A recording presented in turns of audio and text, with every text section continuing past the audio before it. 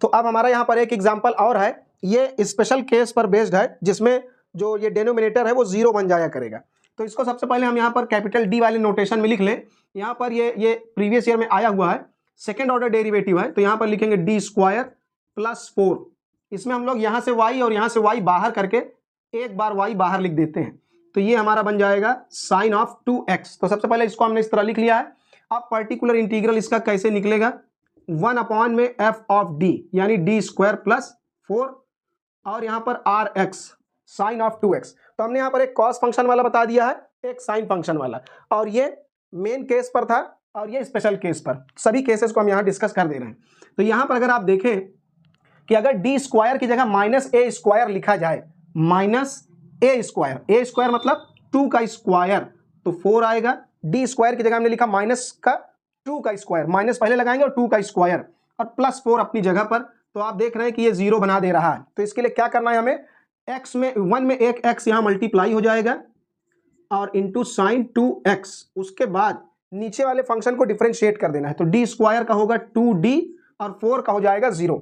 अब हम लोग यहाँ पर देख रहे हैं, अगर अपॉन में अकेला d बचा हुआ है, जैसे इस वाले केस में हमने देखा था, यहाँ पर क्या बचा हुआ था, एक अकेला बचा था d प्लस 2।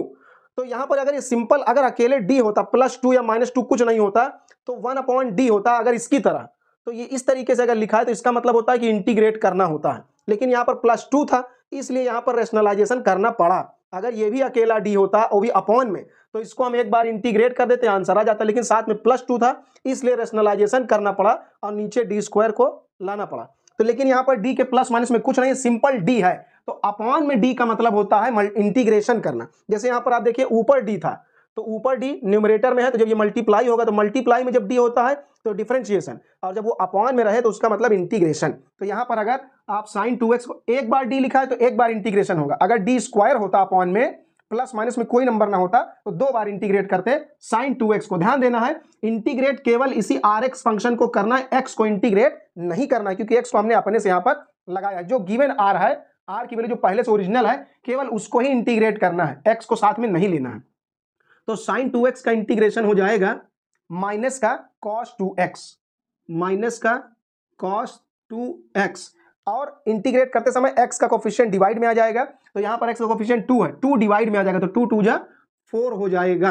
तो इस तरीके से ये स्पेशल केस पर भी हमने यहाँ पर एग्जांपल सॉल्व कर लिया, ये प्रीवियस ईयर में भी आया हुआ क्वेश्चन था, तो ये इसका पर्टिकुलर इंटीग्रल हो जाएगा।